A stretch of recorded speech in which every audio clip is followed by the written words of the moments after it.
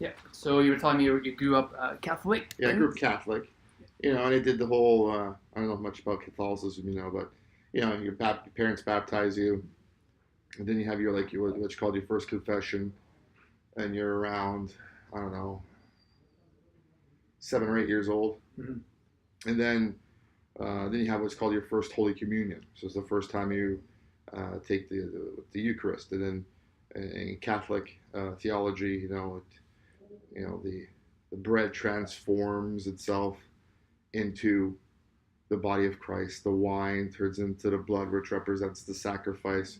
So in essence, I learned this later in life. In Catholicism, you're sacrificing Christ every Sunday, Again. which tells you that the atonement didn't stick. Mm-hmm. Questions, Yeah. right? So went into the realm of the Protestant side of things, right? Reformation and the split. So it's now more as opposed to a catechism where I have to confess to a priest, and the Pope is in the highest position of authority in the succession of life from Peter to him today, whoever right now it's Pope Francis, and so on. Always had issues with that, right? So within Protestantism, it's more based on Bible, right? Mm-hmm. To some degrees, the Trinity in some camps would be a Father, Son, and Holy Bible as opposed to Holy Spirit. But then that adds more questions because now they're saying this is wrong and this is right. And, I went through it. Don't get me wrong. Like I believed. Right. Right. Mm-hmm. Here's the thing. When you start to then study for yourself, you have questions.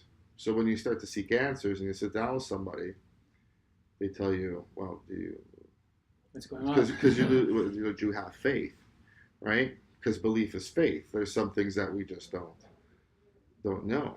But in the Bible, after you hit the Gospels, Matthew, Mark, Luke, John being the one that does not line up with the other three in regards to uh, who Jesus says that he is, Mm-hmm. right? And that's taught in seminary. Uh, you know, Mark is Jesus, the lion, and the king, and the shepherd, and the savior, and they break it down into sections and so on. Okay, I'm going with it, right? Yeah. I was in a church that uh, went mostly Word of Faith. I don't know if you ever heard of Word of Faith. I haven't. You watch TV? You watch some of them Christian shows on the TV where they're preaching, Very selective. right? So like people like Creflo Dollar and what's that lady's name? Anyway, Yeah. they believe in faith. It's Word of Faith. So the words you use, right, can either be a blessing or a curse, right? Right. Okay, so far so good. But then blessings would become like a monetary thing, a lot of money talk and believing, that kind of stuff, right? Miracles. The reason why you still have sickness in your body is because you have sin in your body, or you don't believe. Going into more of a mystical type of thinking ideology. Holy Spirit infused in signs, wonders, miracles. Right. My brain doesn't work like that too well, right? Although I have seen some stuff. Right. Yeah. I have to think more logically, right? True. So then I start to study, and at the same time, I'm taking Bible school, and I'm teaching youth, and I became an accredited minister. Mm-hmm. Believe it or not, right? I was in that. You were certified to be a minister. Within this church, within this denomination, they gave me a certificate, not like a minister, a lay minister more so. Like I wasn't able to, fully credentialed would be someone who could then marry and bury. I wasn't able to marry and bury. I could do everything else, Okay. right? If necessary, and I was taught, how to do that, and so, but then I started asking more questions. So then I started going into what's called Calvinism, right? I don't know if you know about that as well. So it's more of a conservative theological step forward to the more of like a Bible-based, what the Word says, as opposed to this more spiritual warfare, spirits, the spirit of this, the spirit of that, you have, and so on. And so the focus is that the essential theology. This is theology, right? Okay. Is It's the same. systematic theology is Okay. what it is, really, right? So I kind of went there. But the concept of Jesus and sacrifice and crucifixion still exists. Absolutely. Okay. The atonement is Got it. one of the we teach about the atonement, the sufficiency of Christ, the role of the Holy Spirit, the Trinity. Really hard to explain. Super hard to explain, right? You know, you can imagine working with youth, and you're trying to teach the Trinity, and you use the aspect of the cross, but the cross is not the Trinity. The Trinity just uses as an example, and you have to float between Genesis chapter 1 and John chapter 1 and show the relevancy, and within Bible interpretation, the Bible interprets the Bible. So you use the book of Daniel to help you interpret the book of Revelations, and so on and so forth. But this adds more and more and more and more questions, right? And it gets a lot more complicated. And I pretty much said, I'm done, right? I believe what I believe. I'm good to go. I'm going to stay away from church. I'm going to stay away from church people. Stop teaching. I stopped teaching. Preaching. Preaching. I stopped that a long time ago. That's just because also that coincided at the same time with the disintegration of my first marriage. And so my belief was, according to the Word of God, according to the Bible, a man who cannot take care of his own home cannot take care of the people of God, right? So I was like, hey, this is in shambles. This is showing a character flaw or a trait that I did not want to be a hypocrite. So I stepped down. But as I stepped down, I moved forward in my learning, right? And, I saw how people react. And, my faith in people went down, but my faith in God was the same. And, I floated from church to church to church to the point where I stopped going. I really stopped reading my Bible. I stopped listening to sermons. Pretty much just stopped. I said, I just know what I know. True. And then I met a nice young lady. And she rekindled a desire to seek the truth again. So she is a Muslim, or? She's a Muslim. Okay. Right? Yeah, so I got your contact through another sister. I think she knows. Yeah, they're related. Yeah, okay.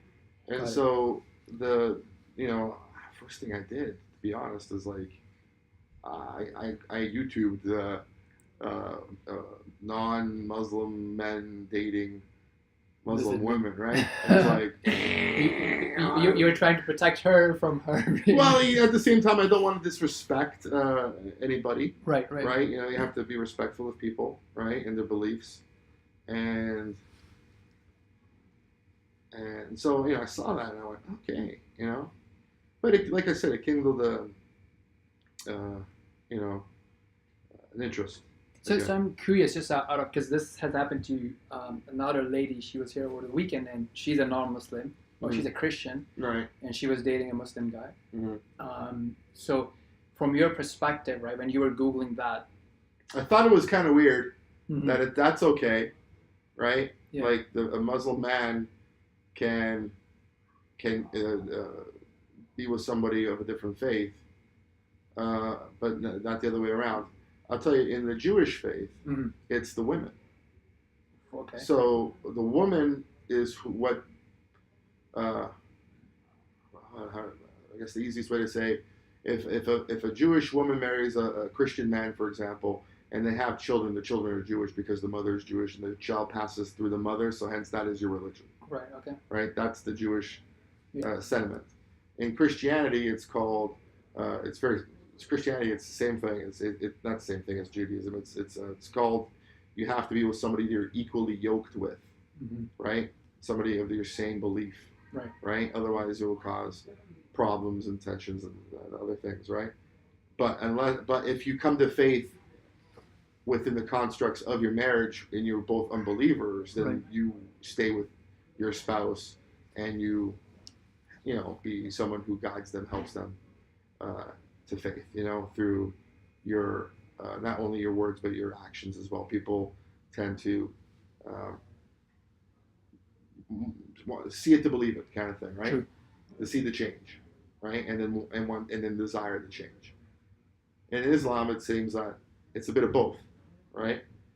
The man can meet a nice Christian woman, or Hindu woman, or what have you, right? And I'm not saying right, yes, but I'm no, just no, letting right, you. no, I'm saying, Yeah. but it's not like a big no. Like It is actually. Okay, then Right. I was wrong. There you go. Yeah. So basically, I just want to have a. That was my understanding. It's okay for the man, I can then give you a but not comment. okay for the woman, right? Right. So regards to with the young lady I'm with now, I've been waiting my whole life to meet somebody Okay. like this, Okay. right? Fantastic. And I have intentions, Mhm. right? And she was pretty, even though, and I'm being honest with you, even though I was already,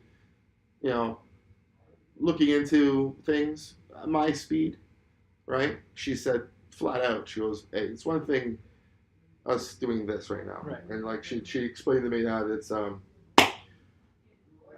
forgot the word she used. It's not not allowed, right? But if we intend to marry, Right. I must Mhm. be a convert, right? Mhm. Which caught me a little off guard, to be honest, but wasn't anything that scared me off Right. at the same time, right? It's like, oh, that's a big red flag. No, okay, that's not going to happen, because I still have questions, True.